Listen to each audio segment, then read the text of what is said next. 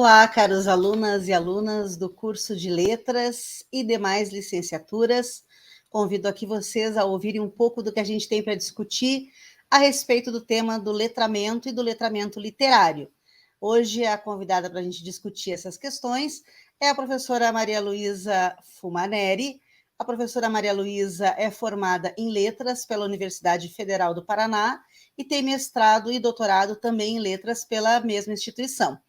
A gente trouxe algumas questões que nos são bastante caras, que a gente discute há algum tempo, né? Pela própria experiência que a gente tem também, professora Maria Luísa e eu, de sala de aula, seja no ensino básico, né? Trabalhando com o ensino médio, principalmente, mas também, né, com os trabalhos que a gente desenvolve, escreve, pesquisa, ou com as aulas que a gente também ministra no ensino superior, que tem a ver com principalmente a ideia do letramento, né, que é uma habilidade, né, de leitura e de escrita que vai além do processo de alfabetização. Mas isso é uma discussão que a gente vai fazer assim, ao longo desse nosso encontro aqui, desse podcast, dando algumas pinceladas, algumas dicas para a gente entender o que é, né, a alfabetização, o que é o letramento, quais são as dificuldades que a gente tem ao longo da nossa vida, ou quando esses percalços começam a acontecer e a gente se flagra, e principalmente quando é que a gente chega com isso lá ainda na fase adulta, com algumas dificuldades, né, nesse processo de aprendizagem de escrita e de leitura. Então, vou deixar que a professora Maria Luísa fale um pouquinho com vocês, aí dê um alô, para a gente começar a nossa discussãozinha aqui. Professora, bem-vinda. Obrigada.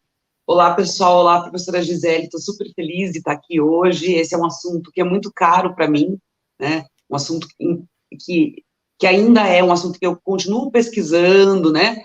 A gente nunca, parece que nunca esgota esse assunto, né? Acho que é um assunto que é muito legal de discutir e de trocar, né, com os colegas também, como é a experiência de cada um dentro de sala de aula, com o letramento literário, e também as nossas experiências, né, como leitores, né, como pessoas que escrevem, né, porque na verdade, a gente aí também o objeto desse assunto, né, porque a gente também escreve, a gente também lê, a gente também tenta se manter um leitor que dê conta, né, de uma série de lançamentos, e ninguém acompanha, né, professora Gisele, não tem muito como, né, você acompanhar tudo que sai, o último livro, ninguém lê o último livro, né? Então, acho que esse é um assunto que é muito interessante, muito caro para mim, então estou bem feliz de participar aqui hoje. Eu acho que é bom, assim, o que tu mencionou, da gente pensar na gente mesmo como objetos e pensar nos nossos alunos também do curso de letras, né? Que em breve vão lidar com essas questões, né? Tanto no ensino fundamental quanto no ensino médio, com os alunos que eles terão. Então, além de eles também serem leitores e, como professores, também produzirem, de alguma maneira, pesquisa, eles também vão lidar com pessoas que têm uma série de dificuldades, né, trazidas aí já na sua bagagem, tanto de escrita quanto de leitura. Então, acho que vale, e aí vale para a gente pensar a sala de aula num sentido mais amplo, né? Porque não é só o professor que trabalha com a língua portuguesa, com a língua materna, mas é o professor que está em sala de aula, que precisa ensinar o aluno a fazer a compreender e a entender qual é a proposta de um exercício, por exemplo, de uma atividade que ele tem ali, um texto que ele tem em mãos, de um livro didático, seja da disciplina de ciência, seja da disciplina de geografia, né? Então, isso é muito mais amplo. E vale para a gente pensar também os anos iniciais, né? Falando aqui especificamente para o curso de pedagogia, que passa não só pelas questões relacionadas ao letramento, mas também à alfabetização, né? Eu acho que a gente primeiro podia discutir uma diferenciação aí do que é alfabetização e do que é letramento, só para a gente fazer uma introdução, e aí a gente segue umas discussões, mesmo pensando e olhando assim, né, nesse microscópio para os nossos problemas, para a gente ver, né, pelo menos para mencionar eles e pensar algumas questões, né? Então, eu vou começar pensando a alfabetização e o letramento, a referência maior que a gente tem de discussão a respeito desse tema no Brasil, sem dúvida nenhuma, é a professora Magda Soares, que nos deixou há pouco tempo, faleceu, né, no final do ano passado, e que é uma das pessoas, talvez, que mais tenha pesquisado essas questões, mais do que pesquisado, vivenciado as experiências, né? A professora Magda fazia um trabalho brilhante em escolas públicas do entorno de Belo Horizonte, ali em Minas Gerais, uma pesquisa impressionante, e o resultado dessas experiências que ela tinha com as suas alunas do ensino superior e com as experiências que ela também tinha nas escolas, ela foi discutindo o que era a alfabetização e o que era o letramento, né? Então, a alfabetização é o processo inicial de aprendizagem de escrita, né? É a decodificação do código escrito. É a gente trabalhar, principalmente, nesse processo de decodificação com a aprendizagem, né, do código alfabético e o ortográfico. Essa é a questão. E a alfabetização, ela passa por vários métodos, né? A gente observa escolas trabalhando com diferentes métodos para dar conta do processo de alfabetização. Às vezes é validado um processo em detrimento de outro, e as escolas elas vão, né, ou um sistema, ou um estado, vai dar conta de um modelo de alfabetização. E a alfabetização por si só, né, às vezes passa por dificuldades. A gente tem alunos que em um ano não completam o processo de alfabetização. Demora um pouco mais do que isso. O letramento é mais do que só, né, que não é só, né, mas do que a decifração do código alfabético, ortográfico, né? É mais do que isso. Tomar em mãos a capacidade leitora e a capacidade de escrita. Ler com propriedade, né, escrever com propriedade, né, vai para além da alfabetização. Essas discussões, segundo a professora Magda Soares, elas começaram a acontecer na década de 1970, tem a ver com pesquisas feitas nos Estados Unidos e feitas também na França, né, pesquisas bastante interessantes de se flagrarem, né, que as pessoas chegavam no ensino superior, já na graduação, com seríssimas defasagens de leitura e de escrita. E aí a questão era que era para além da alfabetização, elas reconheciam o código, mas eram incapazes, por exemplo, de fazer uma leitura com algum grau maior, com uma complexidade um pouco maior, né? Então já é uma outra demanda. E nesses textos, principalmente, que a professora Magda Soares discutia, o que era alfabetização e o que era letramento, havia também uma discussão significativa a respeito, muitas vezes, do abandono da ideia, do conceito de alfabetização, em detrimento da ideia do letramento. Então, porque um pode se mesclar com o outro, mas um não exclui o outro, né? Ao contrário. Então, a professora Magda, em vários trabalhos mais recentes, inclusive, discutia a necessidade da gente repensar, no caso especificamente do Brasil, os métodos utilizados na alfabetização. E ela era uma crítica bem veemente de alguns métodos que viraram temporariamente, como é que eu poderia dizer, moda, né? E que ela dizia que nem sempre isso dava efetivamente certo, né? Então, a gente vai discutir um pouquinho por que a gente tem essas dificuldades, não da alfabetização, o nosso foco vai ser sobre, principalmente, os processos seguintes, né, que é o letramento, e que acontece o resto da vida. Ela é uma caminhada longa, né, não é um processo ali no primeiro ano que tu vai para a escola, nesse primeiro ano que inicia-se a alfabetização, eu quero dizer, né, no início ali do fundamento final da educação infantil, início do ensino fundamental. Não é só ali, o letramento é um processo, né, longo, como disse a Luísa, no sentido da gente pensar essas questões para nós mesmas, né, o resto da vida. E aí a gente pensou, né, para além das dificuldades de letramento, tem uma outra carga, que não é o letramento em si e só, né, que já é bastante, mas é também o letramento que a gente vai discutir com uma especificidade que diz respeito à literatura, né? Então, assim, que é uma ausência, né, dessas leituras, dessas capacidades leitoras do texto literário, né, da ficção, especificamente, né? Então, professora Maria Luísa, adendos seus. Então, acho que é muito legal, né, fazer essa distinção, demonstrar essa distinção para dizer essa conclusão, acho que é muito importante, né, que são dois processos que são interdependentes, né, professora Gisele, não tem muito como, e eu acho que a gente até esquece, porque vira tão automático decifrar, fazer essa decifração, né, que a gente esquece a dificuldade que é para efetivamente aprender, mas qualquer pessoa que conviva com uma criança que está sendo alfabetizada, é um processo bastante, né, às vezes até um pouco traumático, né, não é uma coisa, assim, fácil, né, de acontecer. Então, primeiro é isso. Outra coisa que eu queria comentar, que eu acho que é interessante, né, da gente pensar, porque a professora Magda Soares parte, né, dessa ideia, né, de como essas capacidades leitoras, né, essas competências leitoras estão em falta não apenas, né, nesses primeiros estágios, digamos, de escolarização, mas mesmo no ensino superior, e, impressionantemente, esse é um número que a gente vê também, quando a gente analisa, por exemplo, os dados do Índice Nacional de Alfabetismo, né, a gente tem um número expressivo de alunos que saem do ensino médio e alunos que saem do ensino superior e não são proficientes, que é o nível máximo de letramento e numeramento considerado pelo índice, né? Isso é muito impressionante. A gente tem, quando se fala assim, a gente vê muito, né, assim, discussão na internet, não sabe interpretar texto, você não interpreta texto. Nós somos um país que não interpreta textos, né? E não tem como, não, mas eu sou muito proficiente, eu leio muito bem. A gente não está isento, a gente vive numa sociedade, né? E a sociedade não é uma sociedade nem que tenha essa proficiência, né? Não é uma sociedade iletrada, e também a gente depende das outras pessoas, né? Quer dizer, então você não tem a evolução como sociedade é muito importante, né?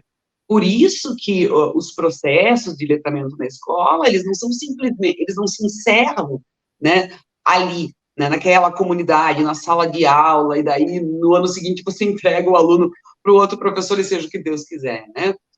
Isso tem a ver com você formar uma sociedade letrada e uma sociedade leitora, e claro, coisa extremamente difícil, mas é um objetivo que a gente tem que ter em mente, né? Que eu acho que é super importante. E mais uma coisinha que eu lembrei enquanto você estava falando, é que essa questão, né, de esse ser um projeto que envolve todos os professores, né? Eu lembro que nos PCN de língua portuguesa tinha esse trecho, né, que dizia que todo professor é professor de leitura, né? Todo professor deve ensinar a ler. Todo professor deve contribuir. Então, assim, quando você entrega, e a gente sabe que esse tipo de prática é comum na escola, né,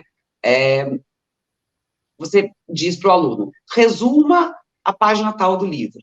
Mas você não dá nenhuma indicação para o aluno de como que se resume, né? E daí você diz assim, os alunos não sabem resumir. Sim, eles não sabem, né? Então você tem que ir trabalhando essas habilidades e progressivamente, porque os textos vão ficando mais complexos, os conteúdos abordados na escola são mais complexos, né? No ensino médio, por exemplo, eles sentem muito o choque, né, desse momento em que os textos ficam mais complexos. Parece que o que é muito curioso também dos livros didáticos, né? Você tem, assim, uma tradição de quase facilitação na digitalização do texto didático, até o nono ano do ensino fundamental, e daí no ensino médio, você aborda, às vezes, conceitos super complexos, sem ensinar o aluno. Tá, mas como eu faço um resumo, por exemplo?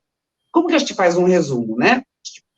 Ver quais são as ideias principais, quais são as ideias secundárias, a gente vê o que pode ser cortado, né? Mas, por exemplo, há pesquisas, como, por exemplo, a pesquisa da Teresa Colomé, que é uma pesquisadora muito interessante, né, muito ativa nesse sentido, que mostra, essas pesquisas mostram, e algumas pesquisas que ela coleta também, que grande parte dos alunos só consegue acumular o que é dito no texto em forma de lista. Ele não consegue perceber essa hierarquia das ideias do texto. Isso tem que ser ensinado pela escola. E não tem como ser ensinado apenas pelo professor de língua portuguesa. Existe uma linguagem comum às disciplinas, né, às áreas do conhecimento, para ficar na nomenclatura que, né, às vezes, certas nomenclaturas interessam mais dependendo da época, né? Mas, assim, tem que ser um projeto comum. Ler, escrever, conseguir compreender um texto é um projeto comum a todas as disciplinas, não apenas a disciplina de língua portuguesa. Acho que isso é super importante de ser dito, né? E uma outra questão que eu acho que é legal também, né, Maria Luísa, que a própria Magda Soares dizia, né, que essa aprendizagem da leitura passa lá por uma referência de base primeiro, né, um conhecimento desse código que é grafofônico, né, o domínio desses processos todos de codificação, decodificação da escrita, e aí por isso que a alfabetização é uma etapa importante, porque ela alicerça, de alguma maneira, né, o que vem depois. E que essa demanda daí não é só daquele professor. Lá na alfabetização, sim, é o professor de classe, é aquele que é o alfabetizador. Mas depois, essa demanda, ela se amplia. Né, ao longo aí da formação do aluno, ele abre esse leque aí de elementos, né, de disciplinas, sei lá como é que a gente pode chamar, e aí, ao mesmo tempo, ele também, em cada disciplina, tem uma especificidade, né, uma referência de leitura diferente, e aí aquele professor também tem que ajudar esse aluno a ser capaz de ler, né, porque são textos que são diferentes, né, então, para além disso, tu tens uma chamada que é distinta pela especificidade do tema. Então, também acho que é importante a gente salientar um pouco isso, né? Aí pensando não agora no ensino básico, né, mas pensando também no ensino superior, eu sempre lembro assim das experiências com os meus alunos e alunas, né? O primeiro impacto, por exemplo, num curso superior, as primeiras leituras que são feitas de textos que são indicados são leituras realmente, eu diria que assustadoras, né? Porque não só há um grau de dificuldade de leitura, muitas vezes, mas também tem uma outra questão, que é tu aprender determinados conceitos, conhecer jargões que são típicos daquela área, né? Então, à medida que os alunos também vão passando o tempo naquele curso, algumas coisas eles já vão assimilando com o passar do tempo, mas demanda essa chavezinha anterior ser ligada, né? Que é a chavezinha das capacidades leitoras, né? Aprender várias coisas que são fundamentais para uma compreensão de leitura, né, Luísa? Certamente. E, assim, a gente percebe, né, que os alunos... Bom, nós... Né, eu acho que, assim, dá para pensar um pouco, assim, por exemplo, quando você vai lendo uma língua estrangeira, né? Eu tive essa experiência recentemente, fui ler um conto em uma língua estrangeira.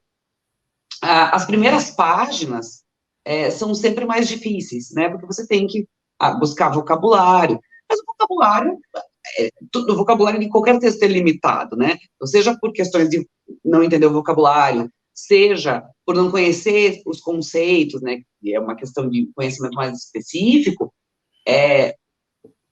existe um passar pelo momento inicial, né, professor Gisele, que não tem muito como evitar essa dificuldade, né, e é uma dificuldade porque é muito engraçado o discurso sobre a leitura na nossa sociedade, né, todo mundo diz assim, ler é muito importante, ler é fundamental, mas é muito difícil as pessoas dizerem por que ler é tão importante, né, por que ler é tão importante? Por que você não vê um vídeo só, né, sei lá, então, essa importância, né, é uma importância que parece que fica muito num nível, assim, meio não bem definido, e acho que tem toda a coisa de que não se fala da dificuldade, né, se fica muito no prazer de ler, na fruição, só que ler tem uma dificuldade, que, claro, tudo tem uma dificuldade, porque você, eu, por exemplo, uma vez eu fiz um teste de QI, e o que eu descobri? Minha memória visual é bastante, eu tenho uma grande memória visual, hoje em dia não se trabalha tanto com teste de QI, não se leva tão a sério, assim, né, mas a minha memória visual é muito melhor que a minha memória auditiva, né, se eu ouço só algo, se eu não vejo, se eu não anoto, eu não me lembro, eu não consigo me lembrar. Eu sou uma pessoa que precisa anotar. Então, o que eu leio, eu consigo lembrar muito melhor do que aquilo que eu apenas ouço. Frequentemente eu faço isso. Uma pessoa me fala uma coisa e fala, não, peraí, deixa eu anotar. Não, mas é tal coisa. Não, eu preciso anotar. Se eu não anotar, eu não vou me lembrar. Então, assim, isso tem a ver com as dificuldades de cada pessoa também. Mas, é claro, um texto mais complexo vai te demandar um trabalho maior, principalmente no início, né? Depois que você vai aprendendo, né? Veja a gente, quantas vezes, né? não começa a falar em conceitos super complexos. Quando a gente pensa, por exemplo, quando a gente começou a aprender teoria literária, né? Falava, estruturalismo, desconstrução, o que era isso? Né? Hoje, você fala, não, isso, você começa a organizar um esquema, que é o esquema mental, né, que pode ser representado visualmente, por exemplo. Aliás, outro conselho que é dado por muitos especialistas é pedir para o aluno a representação visual por meio de esquema, por meio de mapa mental do que eles estão lendo, né, um estudo de texto, porque a gente começa a organizar mentalmente um quadro que faz sentido, e daí a gente sai do caos, né, você passa a organizar o caos, e um pouco essa é a atividade de ler e escrever, né, eu acho que isso é uma coisa bem importante mesmo. E uma outra questão que eu acho que é legal da gente discutir, né, é quando é que a gente, como professores, se dá conta, por exemplo, que se formou um espaço, um hiato, né, nesse interesse, por exemplo, pela leitura. Então, quando a gente está lidando com crianças ali no início do ensino fundamental, a leitura ainda é muito presente, né? Parece que eles têm curiosidade, eles estão instigados a fazer e a participar desse fenômeno da leitura de forma geral, né? E depois ali dão um duplo twist carpado, param lá no ensino médio, e aí há algum momento que isso escapa, né? Então a gente vê que os nossos alunos do ensino médio, eles até leem, mas muito motivados pelo que lhe interessa, aquilo ali, né? Mas não é um índice alto também, são alguns, a gente vê que tem lá, sei lá, uma turma de 30, uma meia dúzia um pouco mais de interessados, né, em fazer leituras que lhe interessem, né? Mas as demais coisas a gente tem dificuldade de apresentar e de exigir leituras, né? A gente dá um conto um pouquinho mais longo, já arrepia, né? E de ter que fazer aquela leitura e etc, né?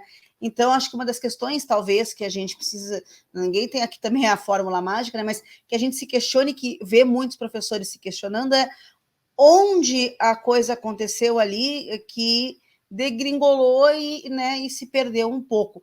E aí talvez esse ato, aí, esse tempo, né, essa ausência, é difícil de resgatá-la no ensino médio pelas várias exigências que a gente pode até comentar, né, professora Maria Luísa? Mas, e aí depois é carregada para o ensino superior, porque não se modifica muito o cenário, né? A gente vê, eu espero que menos em cursos de letras, mas em outros cursos, né, a indicação de uma leitura um pouco mais densa, o quanto é visto assim, tipo, meu Deus, vou ter que fazer essa leitura, né? Tipo, não tem o filme, né? Não tem o não filme, não, essa é uma questão super complexa, que eu acho que também é perpassada pela questão pelo problema, né, da escolarização da literatura, porque é uma área, é bom a gente falar isso, eu acho, né, porque a gente está conversando e às vezes a gente pensa que isso é tomado, assim, um pouco de graça, assim, mas a leitura literária, ela tem especificidades muito grandes, muito importantes, que têm que ser consideradas, né, e a função da escola não é apenas fazer o aluno ler, né, mas também ler literatura. Então, são coisas, né, muito específicas. Mas é que, assim, a leitura, como qualquer atividade, é um hábito, né, professora Gisele? Então, assim, por exemplo, eu mesmo, se eu fico um tempo sem ler, né, por exemplo, escolher um livro, claro, eu leio mais literatura, que é a minha área, né, mas assim, quero ler um tal livro. Faz muito tempo que eu estou sem, assim, ler, a não ser para trabalho, eu demoro muito mais ainda. Eu sinto isso em mim, né, que sou uma pessoa que tem prática de ler. Mas é porque é um hábito, você tem que fazer um certo esforcinho, né, aquele começo que é o mais difícil, e às vezes parece que as pessoas acreditam, né, eu vejo isso muito nos meus alunos, assim, existe uma crença de que, não, mas é que eu não gosto de ler, eu não sou boa em ler, eu perco a concentração lendo, e a mesma coisa escrevendo, né, não, eu não sou boa em escrever. Como assim se não é boa? Ninguém é bom. Eu também não sou boa em nadar, em correr. Se eu quiser nadar, correr, eu vou ter que treinar, né? Então, todas as atividades que você quer fazer bem na sua vida, você vai ter que dar uma treinadinha, vai ter ali um esforço que é compensado pelo aprimoramento, né? Mas, às vezes, parece que as pessoas acham que não funciona assim, né? Tem a ver com um certo talento. Escrever é talento. Não, escrever não é talento. Né? Escrever é muito treino, escrever bem, escrever melhor, ouvir também críticas. Então, acho que construir, no caso da escrita, que acho que é um exemplo até um pouco mais fácil. Posso falar um pouquinho da escrita? Pode, claro. No caso da escrita, eu acho que tem a ver com construir essa cultura mesmo, sabe? Eu vejo, assim, por exemplo, eu tive uma experiência muito interessante no ano passado, porque eu peguei, depois de muitos anos, eu peguei o 8º ano do ensino fundamental, né? Então, são alunos bem mais jovens, né, do que os alunos que eu estou acostumada a ter. E foi muito interessante, assim, porque no começo tinha uma coisa assim, eles escreviam rapidamente, ou ficavam bloqueados, era aquele bloqueio, não saía o texto a aula inteiro, não saía, ou era qualquer coisa. E daí, assim, primeiro texto, eu não fiz a reescrita em sala, não fiz a oficina, né? Eu levei para casa, li, assim, ponto, vírgula. Eu sei que eles sabem, né? Eu sei que eles sabem colocar ponto, que eles sabem colocar vírgula, eles já estão no 8º ano, que eles sabem que, não só em língua portuguesa, mas em todas as disciplinas, quando você escreve um texto para entregar para sua professora, você tem que colocar ponto, colocar vírgula, mas não tinha nada, né? Parecia, assim, um desabafo, assim, enorme, textão, né? Hoje a gente tem, assim, gênero textão de redes sociais. E daí, eu falei, nossa, que interessante, corrigi, eles pegavam o texto, pá, colocavam dentro da mochila. Falei, não. Próxima aula, oficina de redação. Aí eles vinham. Então, pessoal, cada um vai trazer a primeira versão do texto. Só que eles não sabiam que ia ter uma fila e eu ia ler todos os textos na cara deles. Aí, na hora, começam, mas na minha cara. E tem alunos que têm muita vergonha, né? Eles já chegam assim, professor, tá horrível esse texto, não. E eles não percebem, daí, aos poucos, né, quando você vai fazendo as oficinas de redação, eles vão percebendo que ninguém escreve um texto incrível de primeira. Né? Isso tem a ver com reescrever, tem a ver com reler seu texto criticamente, ler seu texto com outro olhar. Eu acho que foi uma grande vitória para todos nós, que no final do ano, eles já estavam mostrando os textos para os amigos. Não, dá uma olhada, vê se está dando para entender. Porque eles tomaram consciência de que o texto não nasce pronto, né? E acho que a leitura é um pouco a mesma coisa, assim, né? Existe um imediatismo que não dá para ter, ainda mais com essas atividades, né, intelectuais, né, que exigem muitas habilidades intelectuais. Elas não são imediatas. Isso não quer dizer que elas não deem prazer, não quer dizer que elas precisam ser chatas, porque existe um prazer em entender uma coisa difícil, né? Você tem um texto muito interessante do Gombrich, se chama A Psicanálise na História da Arte, e ele vai dizer que o prazer de você compreender uma obra difícil, claro, ele está falando de artes plásticas, né? Mas, assim, de você... O gozo envolvido em entender uma obra difícil é um gozo muito maior, né? Mediram lá isso, né? Do que você entender uma coisa fácil, né? Que não exija muito, que as tuas, né? Todo mundo gosta, né? Acho que isso é importante dizer também. A gente tem que parar com essa coisa, assim, do tipo, não, eu sou professor de literatura, eu só sento à noite e leio grandes clássicos da literatura, né? Eu só leio, sei lá, Machado de Assis antes de dormir. Não é verdade, né? Todo mundo assiste a um serviço de streaming, vê uma novelinha, né? Todo mundo precisa relaxar. Mas fato é também que quando o Machado de Assis cai, é mais legal, né? Do que a comédia romântica, o prazer envolvido. A comédia romântica você vê uma vez, você pode... Isso acontece frequentemente comigo, eu gosto muito de filme de terror. Então eu vejo muitos filmes de terror sem qualidade, né? E quando eu digo sem qualidade, é assim, roteiro cheio de efeitismo, né? Aquele filme que você começa a ver, você já sabe o final, acho que é isso. Então é um filme previsível. E volta e meia acontece de eu começar a ver o filme de novo, eu chego na metade e falo, já vi esse filme. E eu já vi mesmo, né? Eu esqueço do filme. Agora, quando você tem uma grande obra, cinema, acho que é um bom exemplo. Sei lá, assiste um David Lynch, se você entendeu o David Lynch, não dê para entender, assim, mas se você pensou sobre ele, né, leu sobre ele, viu outros vídeos sobre ele, você chega um momento que você não esquece mais, né? Aquilo grava na sua memória, porque mobiliza aí uma série de coisas para você conseguir entender. Então, acho que isso é fundamental. Eu fico pensando na pessoa que consegue, por exemplo, resolver um teorema. Imagina o prazer. Eu que não sei matemática, penso muito nisso. Eu acho que é legal isso que a Maria Luísa comentou, assim, desse negócio dos processos, né? Porque é processo, essa é um pouco a ideia, né? Que é a questão da escrita, né? Então, tu escreveu lá e tu não vai escrever do nada, né? Tu parte também de uma discussão que o professor te traz para a sala de aula, né? De leituras outras que tu já tenhas feito, de textos que são suporte, vídeos e etc., que te ajudam a pensar naquele tema que tu vai escrever. Então, tem um pouco disso, né? Nada acontece num toque mágico de pilim-pim-pim, né?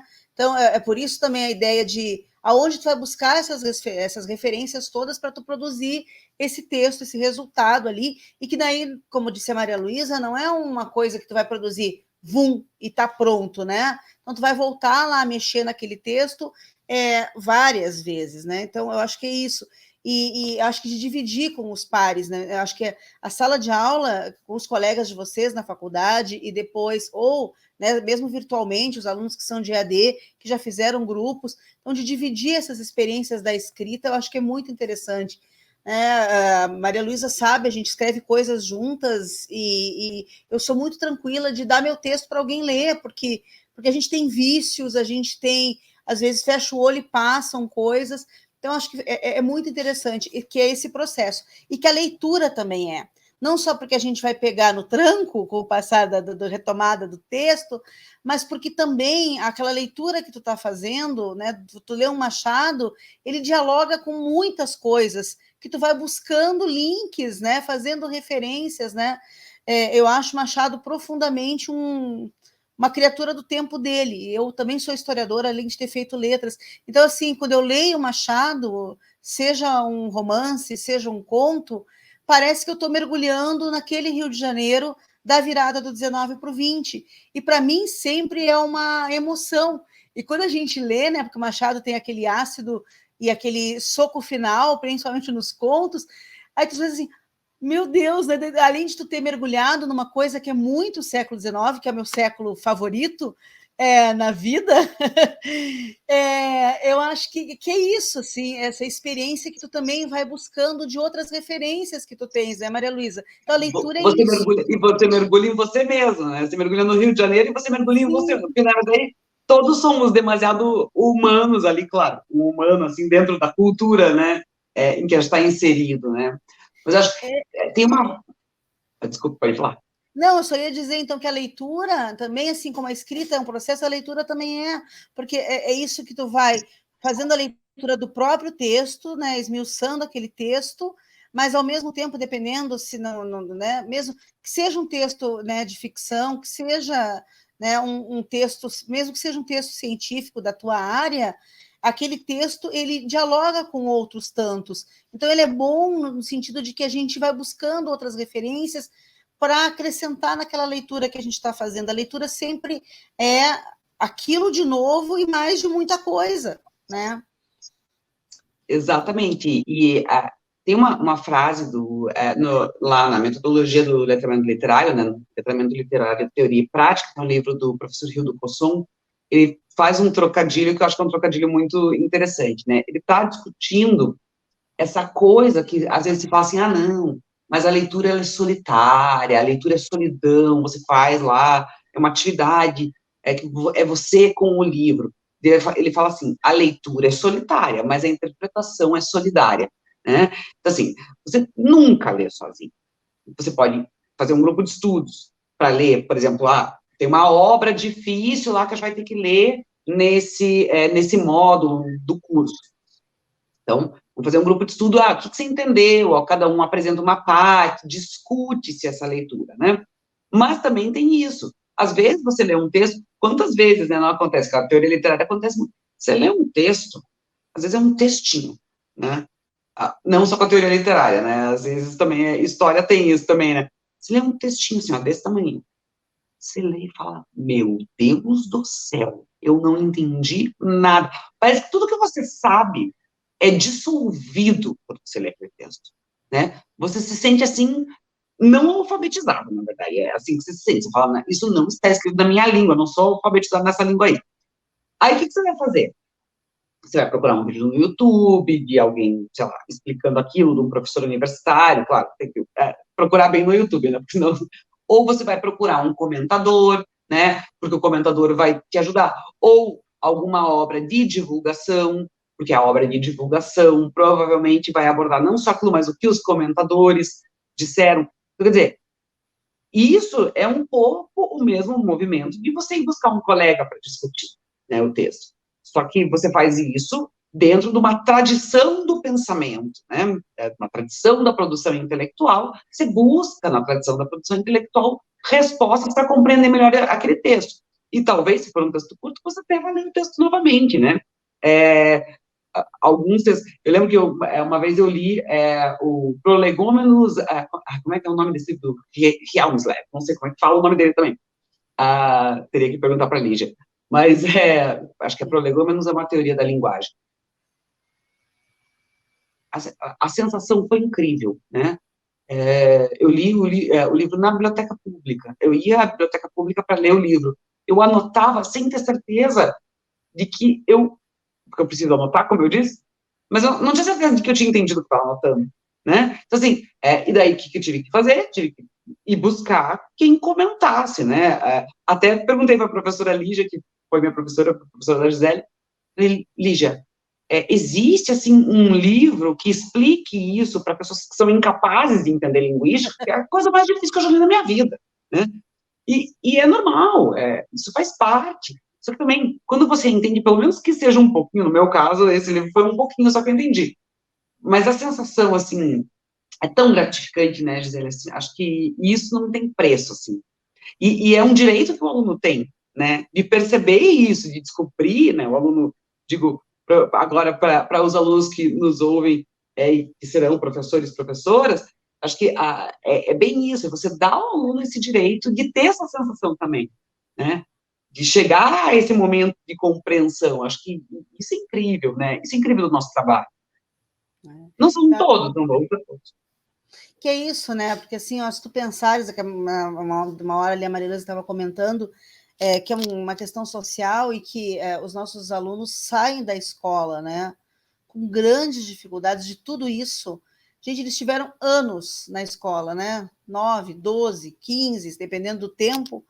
E aí, no resultado final, quais são as experiências de escrita e de leitura que eles têm?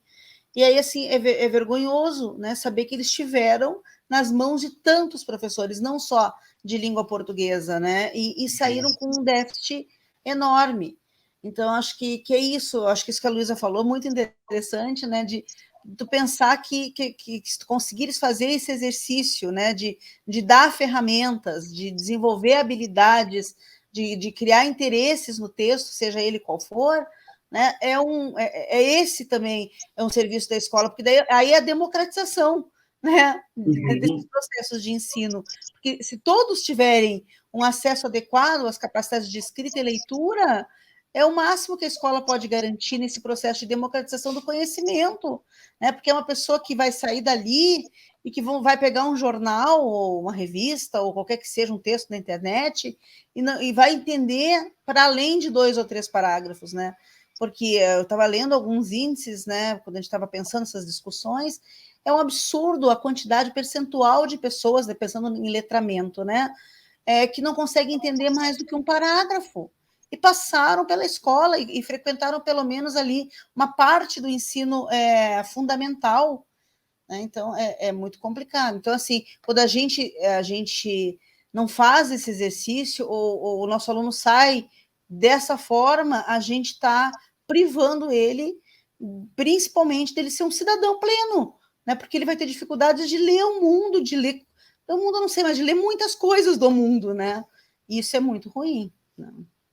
Com certeza, e é isso, assim, a escola, ela não tem, na minha opinião, e isso é minha opinião, né, porque, claro, algumas pessoas têm orientações diferentes sobre isso, mas eu acho que ela não pode abdicar dessa função, né, de acesso.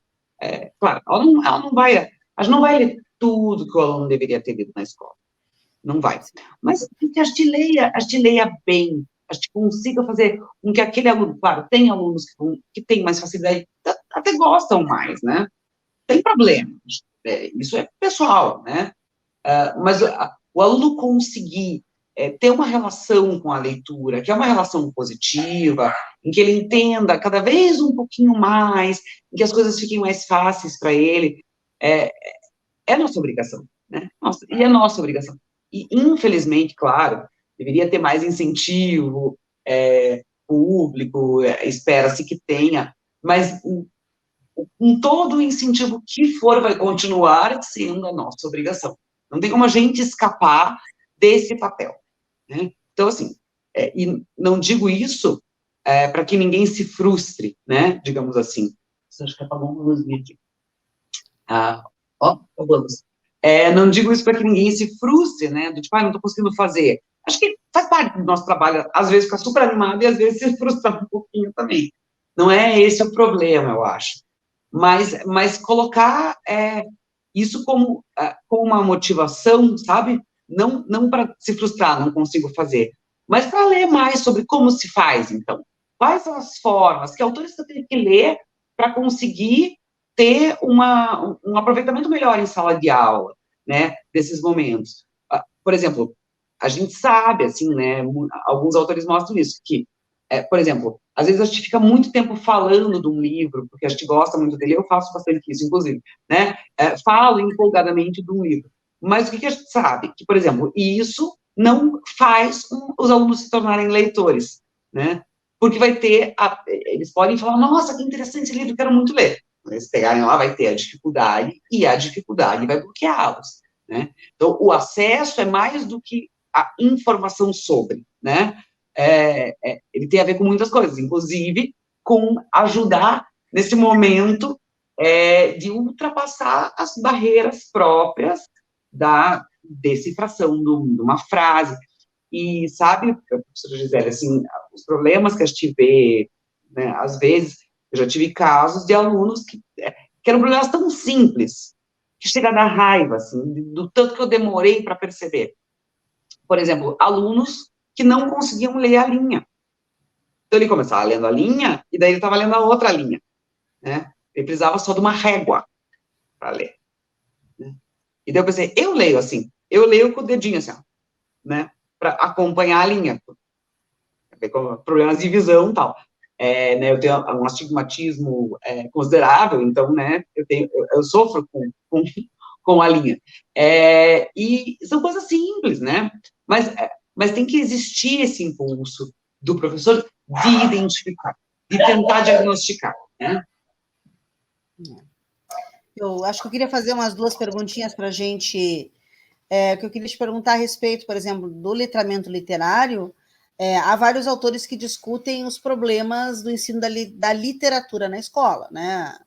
Então, a gente tem várias discussões feitas pela Regina Zilberman, pela Lajolo, pela própria Magda Soares, né? Estou tentando lembrar agora o nome de uma outra que a gente sempre vê, inclusive, que mostra exercícios que a escola faz de uma maneira péssima, né, com os fragmentos de texto literário e tal. Não, daqui a pouco tu lembra o nome dela. É da Magda Soares esse texto. É da Magda Soares, tá. Esse texto é incrível, esse texto é incrível. Então, e daí, assim, eu queria que tu apontasse alguns desses problemas frequentes, assim, que talvez seja interessante para pensar a gente como futuros professores de literatura também, né, na sala de aula, que são os mais frequentemente apontados e que depois originam problemas de gostar da literatura e de entender a literatura. E depois a primeira pergunta é essa, então que tu fale um pouco sobre isso, e na pergunta é um pedido, e a segunda questão é sobre a ideia de se trazer para a sala de aula clássicos da literatura, né, para além de trazer também outras questões, né, outros textos que são periféricos ou que estão sendo produzidos agora, também interessantes de blog e tal. Por que o clássico ainda é válido, por exemplo? Tá. Quanto à primeira pergunta, vou dividir essa pergunta em duas, eu acho, assim, né, a resposta, que não é uma pergunta, né, o meu comentário. Meu comentário vai aí em duas direções, né? A, a discussão clássica sobre a literatura infantil e sobre a escolarização da literatura se liga muito a um problema, que é dois problemas, né? Um problema que é o da seleção das leituras, né? Porque você tem uma tradição, principalmente no caso da literatura infantil, parece assim, que no ensino médio é muito evidente o que é o clássico, né? É muito evidente que Machado de Assis é um clássico. Esse cânone não era tão bem estabelecido durante muito tempo, né? No caso da literatura infantil. Você tem, assim, o apelo de mercado na literatura infantil é algo considerável. Então, você tem, assim, todo dia livros sendo lançados visando criança, visando adolescente, direto, né? E textos que muitas vezes não são de qualidade, né? E quando eu falo que não são de qualidade, não tem a ver com que temas eles vinculam, nada disso, né? Não com moralismo, pelo contrário. Mas que são textos mal constituídos, né? Às vezes mal traduzidos, inclusive, né? Existe a literatura para adolescentes, assim, trabalha com muitas traduções, né? Best-seller, assim. Primeiro tem essa questão da seleção, né? Outra questão é a questão da trivialização, né? Então, você pega um texto, que é um texto interessante, porque hoje a gente tem um cânone minimamente estabelecido para a literatura infantil, né? A gente tem nomes, assim, que são evidentemente, inclusive, na literatura infantil brasileira, né? Só para ficar nos nomes mais clássicos, assim, Lígia Bojunga, Nunes, a Ana Maria Machado, Ruth Rocha, são nomes, assim, né, incontestáveis, né? O próprio Paulo Venturelli, né, que foi nosso professor também, que também é um autor premiado, né, literatura que escreve, né, literatura para crianças, assim, essa literatura adjetivada é sempre muito interessante. Mas, mesmo o grande texto da criança, né, o grande clássico, e a Magda Soares mostra isso muito bem nesse texto, né, ela pega um texto, que é um texto super clássico da literatura infantil brasileira, que é um poema do livro Isso ou Aquilo, da Cecília Meirelles, né, livro de poemas da Cecília Meirelles, incrível, e ela mostra um exercício que, evidentemente, a pessoa que elaborou o exercício não entendeu o poema, né?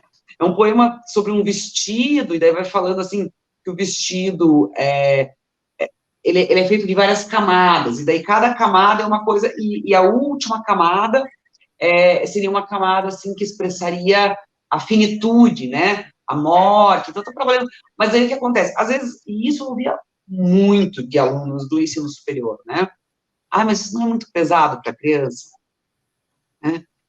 Tem um medo, né? Um medo que é um medo, gente, esse terror, o terror sagrado do literário, está lá no Platão, né? Quando Platão expulsa os poetas da República, é um pouco isso, né? Não, pode ser perigoso, a poesia é perigosa, e lembrando, né, que para a Grécia, para o Platão, ali não está se fazendo distinção, né?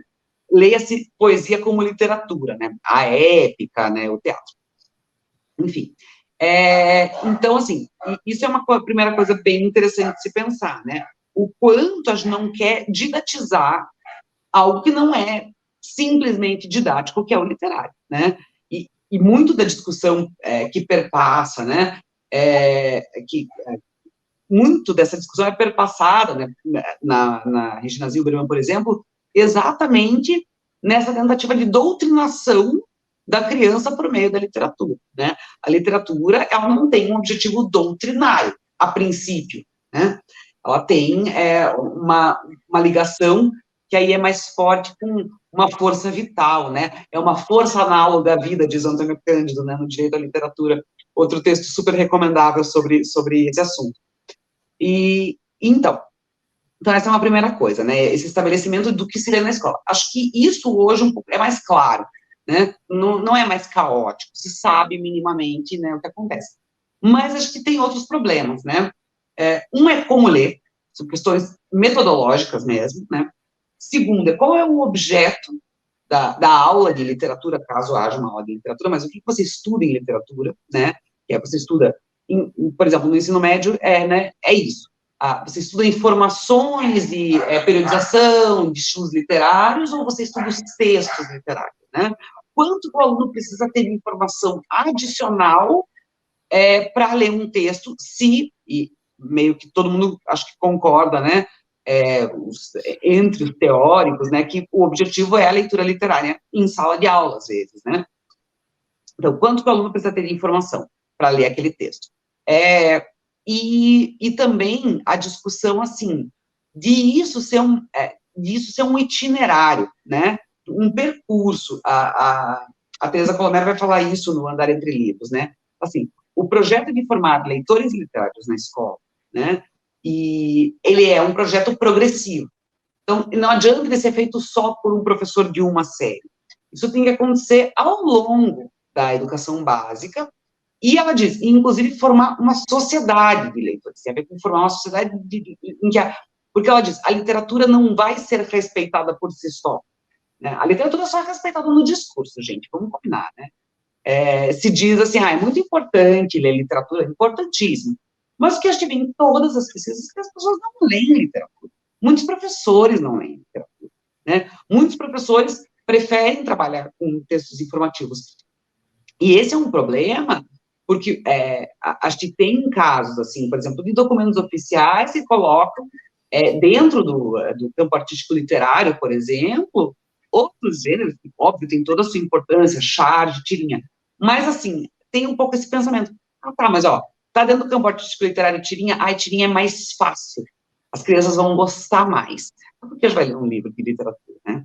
E o livro da Colomer, por exemplo, vai defender isso, que esses itinerários, eles têm que acontecer ao longo da educação básica. Então, por exemplo, uso de informações, isso é só um exemplo, tá? Mas uso de informações contextuais. Ela vai dizer assim, para a criança não tem importância nenhuma, né? Se o autor, o nome, a época do autor, às vezes o nome do autor, nada, né? A criança ignora isso, ela lê só a história. Mas, ao longo da formação dela, essas informações vão sendo cada vez mais importantes. Qual a época do autor? Para ler o Machado de Assis faz diferença, né? Tem obras do Machado de Assis, principalmente, que você tem essa referência mais forte. Então, pensando nisso progressivamente. E acho que, nossa, falei pra caramba, né? Até me perdi já. Mas, assim, eu acho que um pouco é isso. É assumir que o objeto da aula de literatura é a leitura literária. É ler literatura, né? E aí se fala muito... vai, termina, encerra essa tua ideia em 1 minuto, ou 2, te dá 2. Pensa no clássico. Tá. Pensarei, juro. Serei breve. Outra coisa que se diz bastante é da necessidade de, em algum nível, você pessoalizar essas leituras, né? Assim, sabe-se que os leitores, principalmente os leitores iniciantes, ou os leitores de formação, para eles é mais importante essa leitura que a gente chama de projetiva, né? Que você lê porque você se identifica com a história. Isso não necessariamente é tão importante para um leitor já formado, né? Então, assim, essa também é uma questão progressiva, né? Mas tentar, essa acho que é uma dica muito legal que a Colomer dá também, tentar colocar o leitor ali, né? Naquela obra, se vendo naquela obra, né? Acho que e dá para fazer isso com uma série de estratégias, né? Por exemplo, discutir o tema, discutir aspectos formais. Por isso que, por exemplo, a metodologia do Rio do Cosson, ela divide, antes de ler, você faz as atividades de motivação de leitura, né? Para você ter essa preparação para a leitura, porque a leitura é o grande evento, né? Digamos assim. E, quanto ao clássico, bom, aí 2 minutos é difícil, hein, professora Gisele? Porque, assim, existem duas vertentes principais na discussão teórica, na pesquisa, sobre isso, né? As duas acreditam que é preciso ler o clássico, né? E uma delas diz assim, a gente pode prescindir da leitura de clássicos na escola. Ninguém diz isso, né? Mas, assim, algumas por exemplo, o livro da Márcia Abreu, é um livro interessante nesse sentido, né, porque defende que não se lê apenas os clássicos, né, assim, que haja aí, em algum nível, se intercale o clássico com as leituras que são demandadas pelos alunos, que eles estão interessados em ler, né, e que não se analise essas leituras como sempre piores, né, que elas sempre percam, né, claro, a gente é professor de literatura, muito possivelmente, a gente vai ler lá uma obra, sei lá, um grande best-seller para adolescentes, Crepúsculo, vai, a gente vai ler Crepúsculo, a gente não vai achar melhor que Machado de Assis, dificilmente, né, acho que vai falar assim, nossa, desculpa aí, fãs de Crepúsculo, mas assim, nossa, muito melhor que Machado de Assis, nossa, vou ler Crepúsculo, não vou ler Machado de Assis, né, claro, porque a gente tem critérios que são critérios socialmente, historicamente construídos, o que ela diz é que não adianta a gente avaliar o que os alunos querem ler por critérios que são da literatura erudita, né, você tem que avaliar aquele texto dentro do gênero dele, dentro do que ele se propõe, e o que ele se propõe não é ser um clássico da literatura, não é pensar, né, aspectos de relevância praticamente universal para o humano, né? Não é isso que está proposto ali. Mas eu acho que, nessa discussão, a gente tem que lembrar sempre de duas coisas. Primeiro, não existe gosto, pessoal, ou pelo menos eu concordo plenamente com o Pierre Bourdieu nisso. Não existe gosto. Você não gosta, você fala assim, nossa, meu gosto é muito refinado. O Bourdieu vai dizer, não. Seja em termos de decoração, de moda, seja em termos de gosto literário, musical, seu gosto é construído. Você aprendeu um código, que é um código que todas as pesquisas dele mostram, né, pesquisas estatísticas, tem a ver com os anos de escolarização, em primeiro lugar, e, em segundo lugar, menos importante, portanto, com a classe social, né? Então, quando você naturaliza um gosto que você aprendeu, quando você diz assim, não, esse é meu gosto, eu gosto disso, eu sou refinada, você está eliminando aí esse problema, né? Daí o aluno não é refinado, percebe? Quando você diz isso, né? O problema do aluno é que ele não é refinado o suficiente. Só que o aluno não sabe esse código, né? Ele tem que aprender. A gente ouve constantemente isso de alunos, né? Lê um poema, professora, depois que você explica, esse poema fica legal, né? Claro, o que você está dando para o aluno? A possibilidade de interpretar aquele código, né? Então, são códigos que estão construídos. Isso tem uma primeira questão, que tem a ver com o preconceito, né, que é um preconceito também social, mas não só, né, um preconceito aí de capital simbólico, né, aquilo que você adquiriu e que é simbólico, né, os conhecimentos e teu gosto, né, vamos lá. Mas tem outra questão aí. Tem a ver com o negócio que o Bourdieu também fala, né, capital cultural, né, que daí a escola, ela te reafirma coisas que muitas vezes tu já aprendeu no teu círculo e que daí é dada como ok, e os outros grupos sociais que vão à escola também não têm acesso a isso, então não tem acesso a esse capital cultural, né? Exatamente, e isso é percebido como violência simbólica, né? Quer dizer, exatamente. A escola tenta te impor, porque a escola é, para o Bourdieu, uma instância de reprodução de uma cultura dominante, né? E né? A gente sabe que é. Ao mesmo tempo, o Bourdieu não está dizendo aqui, aliás, em nenhum texto, que não existam diferenças estruturais entre obras consideradas da cultura erudita e obras advindas, por exemplo, da indústria cultural, né? A indústria, o Bourdieu reconhece que, né, a indústria cultural vai trabalhar muito mais com efeitismo, né? O olhar do autor não é tão importante para a indústria cultural, mas ele é muito importante para a cultura erudita, por conta dessa constituição que é histórica. Então, assim, perceber que isso é histórico faz com que você não tente impor a cultura, dizendo assim, a sua cultura aluno do ensino da educação básica é ruim, né? Você não tem gosto, você não é refinado, isso que é bom, porque além de ser violento, não funciona, né? Mas, ao mesmo tempo, também acho que pode pensar pelo outro lado, né? E eu gosto de pensar por esse lado. Quando você dá ao aluno, perdão, o acesso, você está dando para ele, e se você der um acesso bem feito, que discuta essas questões do gosto, do bom, do ruim, que ressalte que esse capital é um capital social, né, ele tem benefícios que não são só simbólicos, tem benefícios financeiros, você está dando ao aluno a oportunidade de ter direito ao acesso, a um acesso que ele não teria de outra maneira, né? Então, assim, a questão não é não ensinar isso na escola, não ensinar o clássico, não ensinar a cultura erudita. A questão é não naturalizar como se fosse a única cultura relevante, né? Ou a única cultura que existe, ou a única cultura que merece ser pensada, né? Várias culturas existem, e a gente vai ter que lidar com isso. A gente tem que lidar que a cultura do aluno não é a mesma cultura nossa, tem problema, né? Falei bastante. Até tossi. Até porque, né, a ideia de que, né, não existe uma única cultura, né? A Vera Candô tem trabalhado com isso para a escola, né? Não dá para a gente pensar na cultura, né? São as culturas, né? A gente é imbuído a nossa sociedade é imbuída de várias culturas, né? Hoje se entende mais essa pluralidade, se conceitua, né, isso. Bom, acho, Maria Luísa, que acho que foi bem proveitosa a nossa discussão. Obrigada pela tua participação. Eu queria finalizar, antes de passar a palavra para a Luísa, dar tchau para vocês, com um trechinho do Paul Ricoeur, só para a gente finalizar e pensar um pouco nisso que a gente estava discutindo até agora, né? Então, abre aspas, Paul Ricoeur.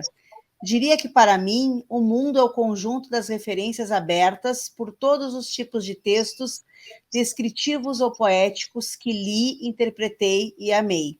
Compreender esses textos é intercalar entre os predicados da nossa situação todos os significados que, de um simples ambiente, fazem um mundo. É, com efeito, as obras de ficção que devemos, em grande parte, à ampliação do nosso horizonte de existência. Fecha aspas, Paul Ricoeur. Eu acho que é isso, né? A gente é produto de muita coisa e de muito do que a gente lê. A ficção, parabéns a ela. Mas é incrível também o reconhecimento de que até o Ricoeur, que é esse super intelectual, está dizendo, e que eu amei, né? Então, existe, mesmo para um intelectual, supostamente, né, acima das paixões, amar um texto de ficção é super importante para que esse processo se complete, né? Então, acho que é isso, se a gente conseguir fazer com que... Claro, eles não vão amar tudo, mas que eles amem alguma coisa que eles leiam na escola.